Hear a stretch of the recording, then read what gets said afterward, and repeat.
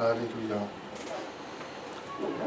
Aujourd'hui, donc, nous sommes toujours dans cette année 2016 de responsabilité. C'est la vision de l'éclat pour l'année 2016. Et je réaffiche ce verset qui se trouve dans Psaume 29, verset 11, que nous devons en prendre, qui dit « L'Éternel donne la force à son peuple, l'Éternel bénit son peuple et le rend heureux. » Amen. C'est le verset de notre année dans cette assemblée. Et donc, nous avons dit que 2016 est l'année de la responsabilité. Et nous continuons toute une série de messages sur ce thème. Et aujourd'hui, comme le disait le frère tout à l'heure dans la louange, nous voulons avancer, nous ne voulons plus reculer. Amen. Amen. Et le titre du message qui s'affiche, c'est « Sortir des murmures et abattre les murs ». Amen. Amen. Amen. Amen. Sortir des murmures et abattre les murs. Vous voyez une image également, un mur, une muraille qui s'effondre. Qui devine ce que c'est? C'est quelle muraille? Lamentation. Muraille des lamentations. Quelqu'un a une autre réponse? Jéricho. Amen. C'est le mur de Jéricho et nous allons lire, étudier cette histoire dans le livre de Josué, chapitre 6, du verset 1 jusqu'au verset 20. Ouvrez votre Bible dans Josué, chapitre 6, du verset 1 jusqu'au verset 20. Et j'ai pris ce message parce que Dieu m'a parlé dans cette année de responsabilité. Vous savez, nous nous attendons à beaucoup de miracles. N'est-ce pas? En tant que chrétien, on s'attend à ce que Dieu fasse des miracles et Dieu fait des miracles. Amen. Amen. Mais Dieu ne fait pas des miracles seul. Dieu nous utilise toujours. Dieu va utiliser quelqu'un, Dieu va t'utiliser pour que le miracle s'accomplisse. Et l'année de la responsabilité, c'est d'accepter que Dieu nous utilise pour que le miracle se produise. Amen. Amen. Ce n'est pas nous qui produisons le miracle, c'est Dieu qui fait le miracle, mais Dieu nous utilise. Quand Jésus a nourri les 5000 hommes, il a utilisé un petit garçon qui avait des poissons et des pains, n'est-ce pas? Dieu va toujours utiliser la ressource que tu as, que ce soit petit ou grand, pour accomplir un miracle. Amen. Et dans notre vision de cette année 2016, pour cette assemblée-là, pour la responsabilité, c'est la part de chacun d'obéir à Dieu pour faire sa part, pour que le miracle se produise. Amen. Pour que les miracles arrivent, pour que les guérisons arrivent, pour que les murs tombent. Amen. Et ce titre de ce message, c'est « Sortir des murmures et abattre les murs ». Pendant un certain temps, pendant longtemps, nous prenons du temps à murmurer. Pourquoi l'Église n'avance pas? Pourquoi ma vie n'avance pas? Pourquoi telle ou telle ambiance dans l'Assemblée? Pourquoi telle ou telle ambiance dans ma famille, dans mon travail? Et tu murmures. Tu murmures. Et Dieu nous dit aujourd'hui, sors des murmures et commence à agir pour que le mur s'abatte. Amen. Parce que tu peux prendre toute ta vie. Et c'est intéressant que la servante de Dieu tout à l'heure a parlé du mur des lamentations. Beaucoup restent au mur des lamentations, tandis que le mur doit tomber. Beaucoup restent simplement au mur des lamentations et des murmures. Seigneur, pourquoi? Pourquoi il a eu ça? Moi, j'ai pas. Pourquoi elle a ça? Pourquoi j'ai pas? Pourquoi il a plus d'onction que moi? Pourquoi quand je prie pour un malade, la personne tombe encore plus malade? Pourquoi un autre prie, il est guéri? Et tu te lamentes et tu murmures. Mais à un moment donné, Dieu nous dit, agis, obéis, et les murs vont tomber. Amen. Amen. Regardons attentivement l'histoire de Josué, l'histoire de Jéricho. C'est peut-être une histoire que tu as déjà entendue quand tu étais petit. Et tu te dis, je connais l'histoire. Mais regardons en détail cet après-midi. Vous le voulez bien? Amen. La Bible dit au verset 1, Jéricho était fermé et barricadé devant les enfants d'Israël. Personne ne sortait et personne n'entrait. L'Éternel dit à Josué, vois, je livre entre tes mains Jéricho et son roi, ses vaillants soldats. Faites le tour de la ville, vous tous les hommes de guerre. Faites une fois le tour de la ville. Tu feras ainsi pendant 6 jours. 7 sacrificateurs porteront devant l'arche 7 trompettes retentissantes. Le 7e jour, vous ferez 7 fois le tour de la ville, et les sacrificateurs sonneront des trompettes. Verset 5. Quand ils sonneront de la corne retentissante, quand vous entendrez le son de la trompette, tout le peuple poussera des grands cris. Alors la muraille de la ville s'écroulera et le peuple montera chacun devant soi. Josué, fils de Nun, appela les sacrificateurs et leur dit, portez l'arche de l'alliance et que 7 sacrificateurs portent 7 trompettes retentissantes devant l'arche de l'Éternel. Et il dit au peuple, marchez, faites le tour de la ville et que les hommes armés passent devant l'arche de l'Éternel. Lorsque Josué eut parlé au peuple, les 7 sacrificateurs qui portaient devant l'Éternel les 7 trompettes retentissantes se mirent en marche et sonnèrent des trompettes. L'arche de l'alliance de l'Éternel allait derrière eux. Les hommes armés marchaient devant les sacrificateurs qui sonnaient des trompettes. Et l'arrière-garde suivait l'arche pendant la marche. On sonnait des trompettes. Josué avait donné cet ordre au peuple. Vous ne crierez pas, vous ne ferez pas entendre votre voix, et il ne sortira pas un mot de votre bouche jusqu'au jour où je vous dirai, poussez des cris, alors vous pousserez des cris. L'arche de l'Éternel fit le tour de la ville, elle fit une fois le tour, puis on rentra dans le camp, et l'on y passa la nuit. Josué se leva de bon matin, et les sacrificateurs portèrent l'arche de l'Éternel. Les 7 sacrificateurs qui portaient les 7 trompettes retentissantes devant l'arche de l'Éternel se mirent en marche et sonnèrent des trompettes. Les hommes armés marchaient devant eux, et l'arrière-garde suivait l'arche de l'Éternel. Pendant la marche, on sonnait des trompettes. Ils firent une fois le tour de la ville, le second jour, puis ils retournèrent dans le camp. Ils firent de même pendant 6 jours. Le 7e jour, ils se levèrent de bon matin, dès l'aurore, et ils firent de la même manière 7 fois le tour de la ville. Ce fut le seul jour où ils firent 7 fois le tour de la ville. À la 7e fois, comme les sacrificateurs sonnaient des trompettes, Josué dit au peuple, poussez des cris car l'Éternel vous a livré la ville. Le peuple poussa des cris et les sacrificateurs sonnèrent des trompettes. Lorsque le peuple entendit le son de la trompette, il poussa de grands cris et la muraille s'écroula. Le peuple monta dans la ville, chacun devant soi, ils s'emparèrent de la ville. Amen. Amen. Vous avez déjà lu cette histoire? Levez la main ceux qui ont déjà lu cette histoire. Amen. C'est une histoire très connue. Pour la plupart, on sait que les murs de Jéricho sont tombés. Mais on ne sait pas exactement comment ça s'est produit. Qui a déjà connu en détail cette histoire? Vous avez lu, mais est-ce que vous avez connu les détails? Oui? Pas tous. J'aimerais qu'on affiche la suite, le mur qui est en train de tomber. On voit ici, chers frères et sœurs, une méthode très bizarre de Dieu. Dans la façon d'attaquer une grande ville, une forteresse qui s'appelle Jéricho, Dieu va nous donner une stratégie très bizarre.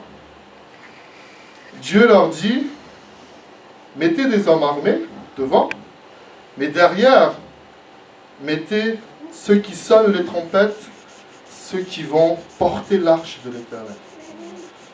Dans la logique guerrière, il faut mettre les meilleurs hommes armés et prendre la ville avec les meilleurs hommes, n'est-ce pas? Pourquoi mettre la louange à ce moment-là? Ça intéresse qui? Mais ça intéresse Dieu. Amen. J'aimerais nous encourager, nous sommes dans cette vision de la responsabilité, nous sommes dans cette église de louange et d'adoration. Dieu nous a mis dans le cœur cet appel particulier pour la louange et l'adoration parce qu'elle tient une place particulière dans le cœur de Dieu. Amen. Dieu n'agit pas comme ça. Dieu agit quand son nom est glorifié et Amen. Pour la gloire de son nom. Amen. Dieu ne va pas abattre un mur pour ta gloire et pour que tu aies une bonne réputation. Dieu va abattre le mur dans ta vie pour sa gloire. Amen. Amen. Mile zavatra atsika ze zavatra hoe andriamanitra tsy hampiseho fahagagana izy raha tsy hamevonaitra anazy.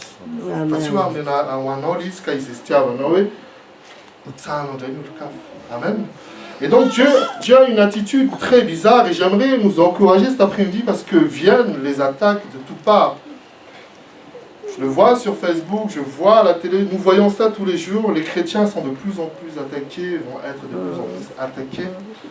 Et on va remettre en cause notre foi. Et j'aimerais vous dire que la foi, la Bible dit à travers 1 Corinthiens 1 que la prédication de la croix est une folie pour ceux qui périssent.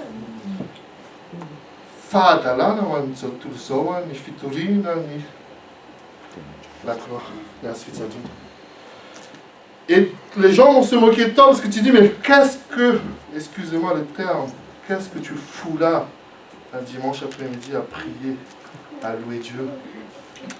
T'as pas autre chose à faire? T'as pas assez de problèmes comme ça à régler?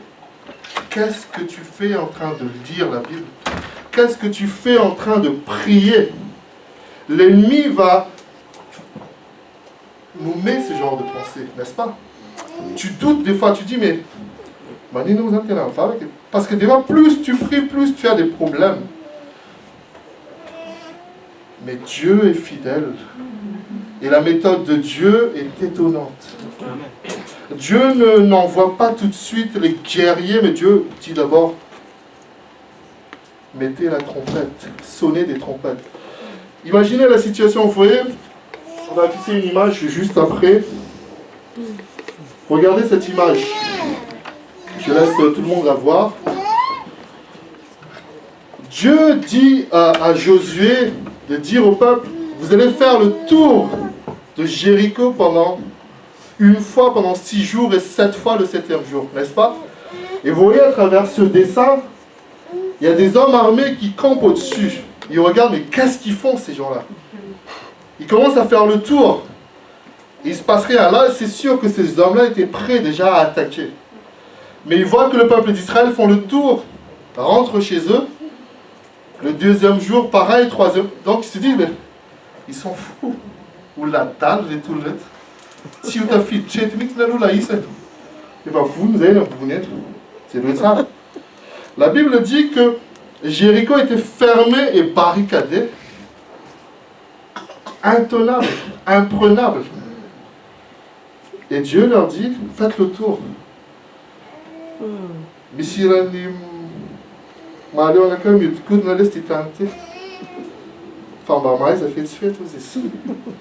Et entendeu os exageros, que tu não me demais a fait spécial, arom tu rêves os exageros.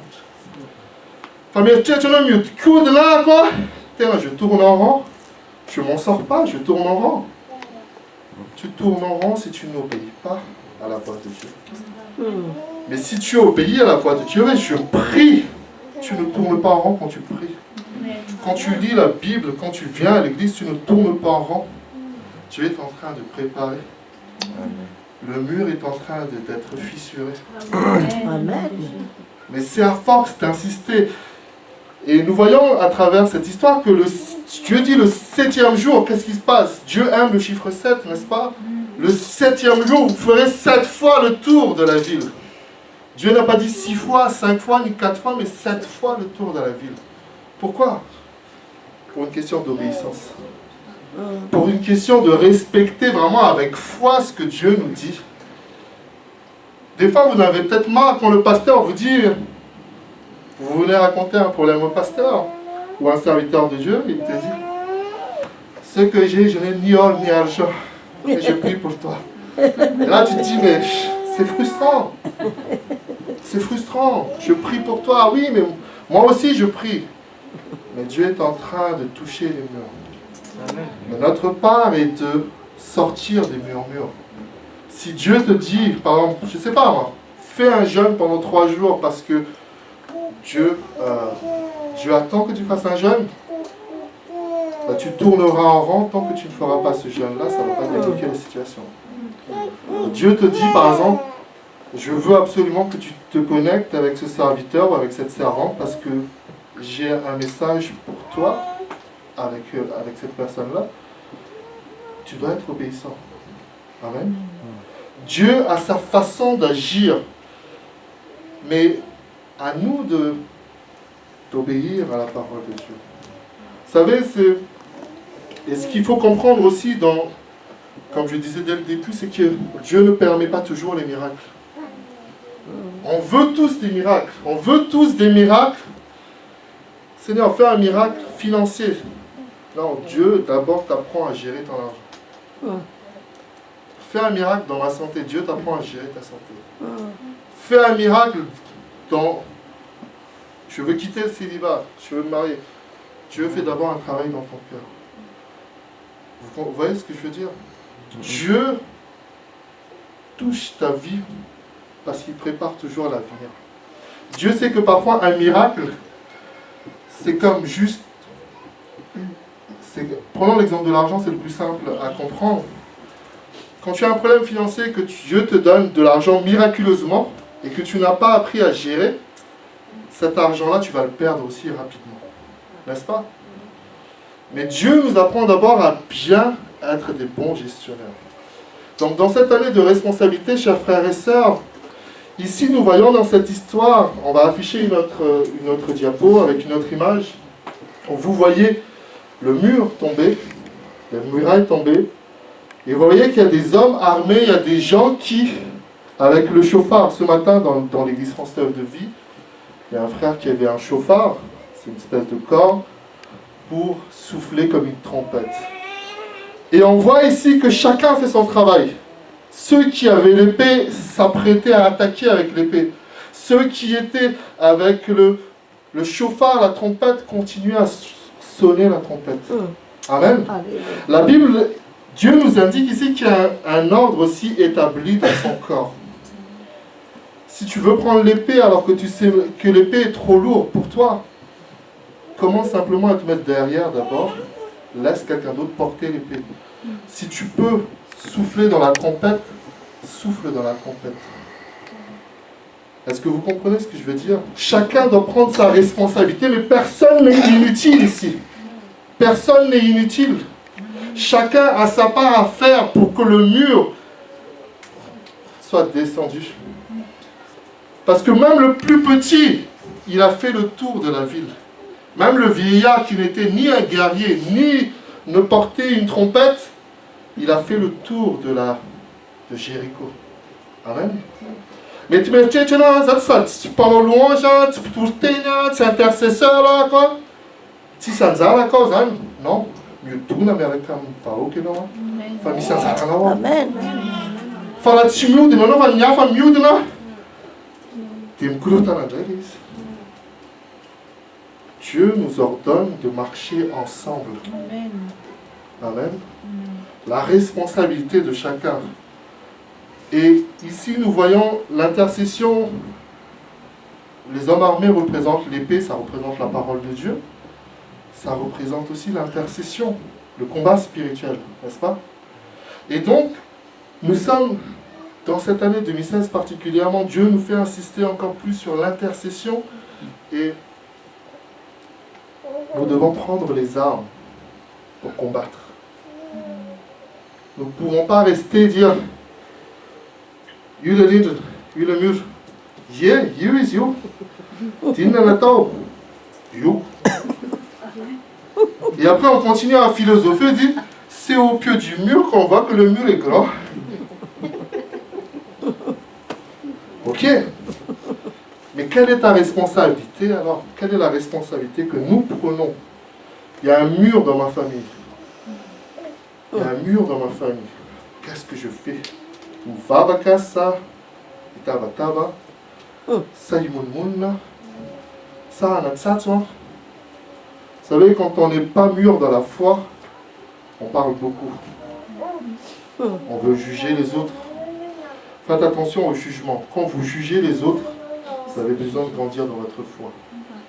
Et quand vous avez de la compassion pour la personne et que vous êtes prêt à prier pour la personne, là tu vas avancer. Ne te permets jamais de juger personne si tu n'as pas au moins prié pour elle longtemps. Et moi, le Seigneur m'a beaucoup parlé en tant que leader, en tant que pasteur, dire il y a des gens, ils ne viennent plus à l'église. Pourquoi? Ah, mais ils se débrouillent, hein. C'est leur responsabilité. Je dis non. Est-ce que j'ai prié suffisamment de temps pour ces personnes-là? Et on parle avec les autres leaders. Ah oui, mais lui, on ne peut pas compter sur lui. Mais oui, mais c'est comme ça. Est-ce qu'on a pris du temps pour prier pour cette personne-là? Et on a perdu beaucoup de temps, on a perdu des gens parce qu'on n'a pas prié pour eux. On leur a dit, t'es pas dans notre carré, nous on est rond, tu sors. Mais cette année, Dieu nous change. Nous abattons les murs de l'indifférence. Si je vois que quelqu'un ne vient pas alors qu'il doit venir, je dois prier pour lui. Amen. Je dois prier pour l'Église. Je vois que l'Église est en train d'avancer. Je dois tout faire pour que ça avance encore plus. Amen. Il ne faut pas se dire, ah, l'Église commence à avancer, on annonce des offrandes qui augmentent et dit, ah, c'est bon alors, j'ai même pas eu à faire ma part, dis donc. Ça ne va pas marcher. Chacun doit faire sa part. On a des responsabilités. Vous savez, un servant de Dieu a prié tout à l'heure pour notre Église. C'est Dieu qui lui a mis à cœur de prier pour que la lumière de cette assemblée luise pour toucher le maximum de personnes. Amen. Ça veut dire que Dieu a un cœur, Dieu a une vision pour cette assemblée. Mais c'est à chaque... Si Josué n'a pas obéi à Dieu, et si le peuple n'a pas obéi à Josué, rien ne se serait produit. Regardons un instant qu'à un moment donné, Josué dit au peuple, vous ne pousserez pas de cris tant que je ne vous aurai pas dit. N'est-ce pas? Des fois, le pasteur, le leader dit, arrêtez de murmurer. Oh, c'est un critique. Je ne dis pas que c'est le cas de nous forcément, c'est un cas global. On a tendance à se dire, oh, je veux murmurer, je veux murmurer, je veux murmurer. Mais il y a un temps pour se taire. Si tu veux crier, c'est pendant la louange et l'intercession pendant le culte. C'est là que tu cries.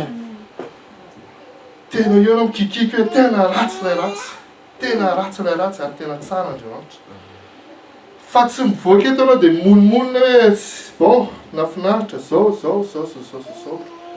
Misfto na mangina, misfto na kikik. Artsin yul na kikiano. Fa, amna demante na kikik. Ban dusen fienguna, ban dusen tu kachano, ban dusen fienguna, ban dusen fianakavino. Amen. Dieu veut abattre les murs. Dieu veut nous sortir. Nous allons continuer. Il y a 2 versets dans Psaume 144. Dieu veut nous utiliser pour abattre les murs. Et j'aime beaucoup ce verset. Ça parle de responsabilité. Nous regardons ça ensemble. Psaume 144 à partir du verset 1 et 2. Béni soit l'Éternel, mon rocher, qui exerce mes mains au combat, mes doigts à la bataille. Mon bienfaiteur et ma forteresse, ma haute retraite et mon libérateur, mon bouclier, celui qui est mon refuge, qui m'assujettit mon peuple.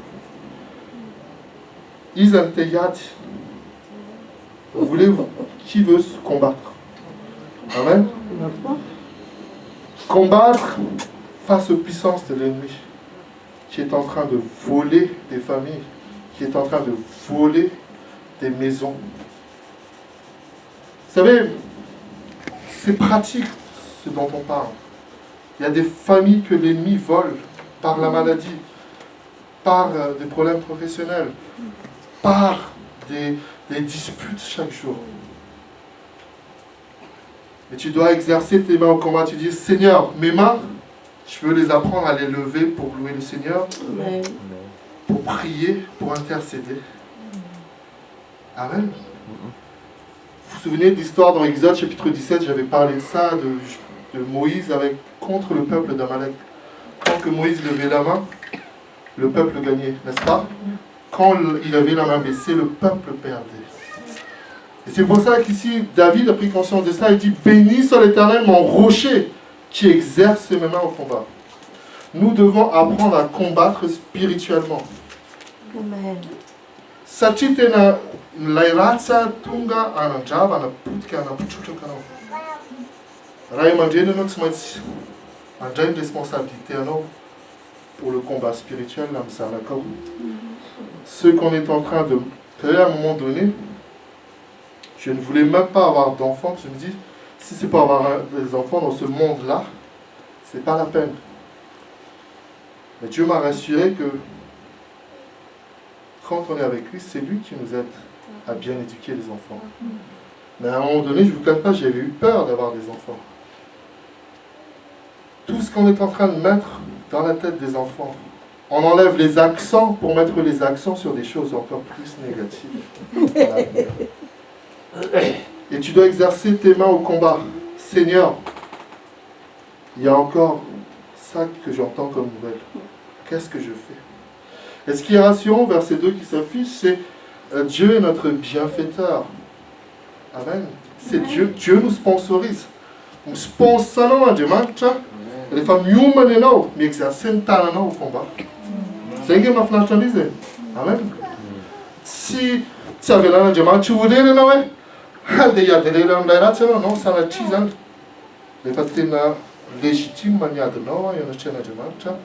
Maintenant, piano, je précise, on ne peut pas faire du combat spirituel n'importe comment, c'est sûr. Ne combat pas le diable alors que tu ne t'es pas repenti, alors que tu n'as pas mis ta vie en règle devant Dieu. Vous comprenez? On parle des choses sérieuses aujourd'hui encore. Dieu nous exerce au combat. Alléluia, on va afficher la suite. Il faut t'équiper pour la bataille, mais surtout mets Dieu dans ton équipe pour gagner. Ce qui compte, ce n'est pas qui est contre toi, mais qui est avec toi. Amen. J'aime bien ce proverbe qui dit, dans Proverbe 21, verset 31, « Le cheval est équipé pour le jour de la bataille, et la délivrance appartient à l'Éternel. » Amen. Tu fais ta part, Dieu fait sa part. L'année de la responsabilité, chers frères et sœurs.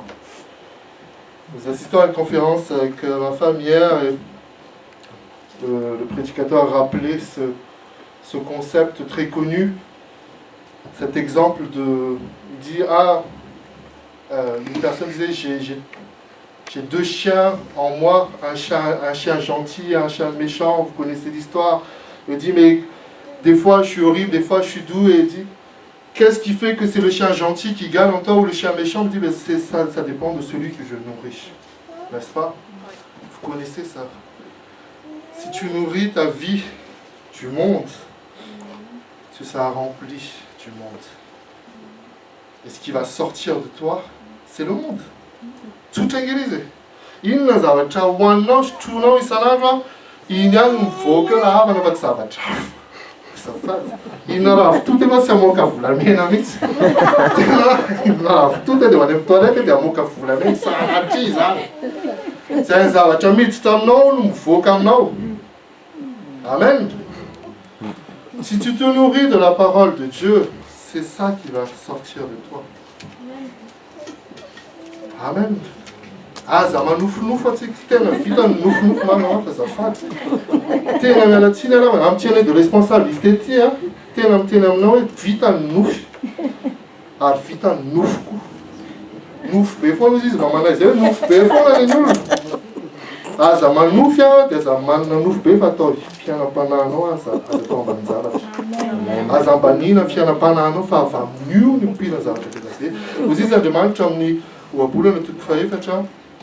verset 23, Tangem funo miotan et tukni tangem nous dit femme depuis la garde ton cœur plus que toute autre chose, car de lui viennent les sources de la vie.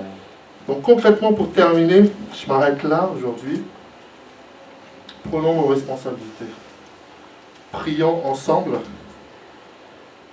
Juste pour terminer, il y a une pensée parce que c'est pas facile de combattre. Et l'ennemi nous piège. On va passer l'autre slide pour terminer ça.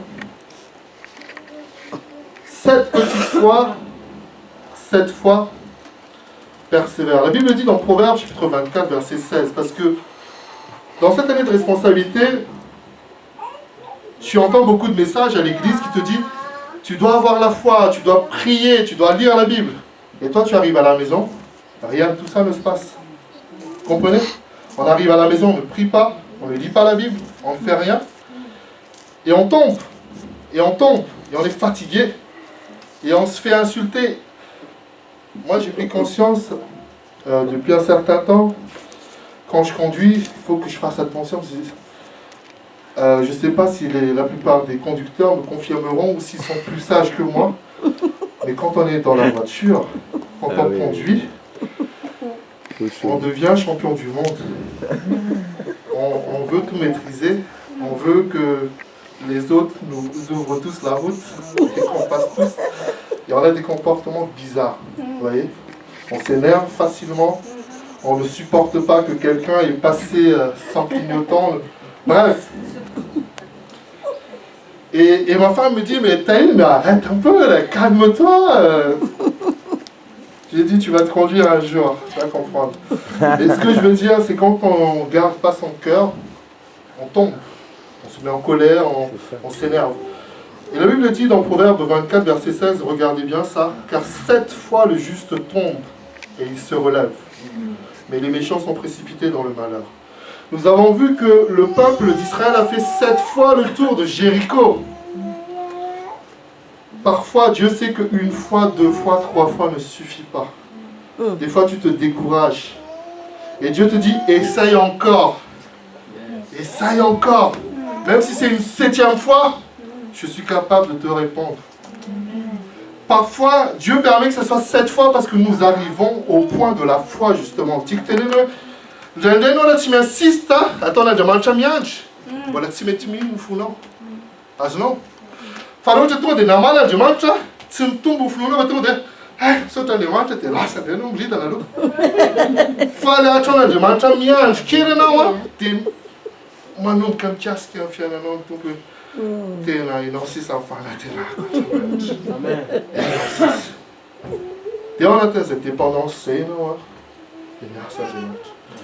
Et la bonne nouvelle, Dieu dit dans Psaume 37, verset 24, s'il tombe, il n'est pas terrassé, car l'Éternel lui prend la main. Amen. Mettez fan en zet in pe de peno, har zat en in pe de pen, en zet en tomen mar samia. Amen. Il y a des choses que j'attends encore de la part de Dieu, il y a des choses que Dieu attend encore de moi, mais je vais arriver un jour tôt ou tard. Amen. Amen. Alléluia. Mais Dieu est fidèle, chers frères et sœurs. Amen. Je vais vous inviter à vous lever, nous allons prier.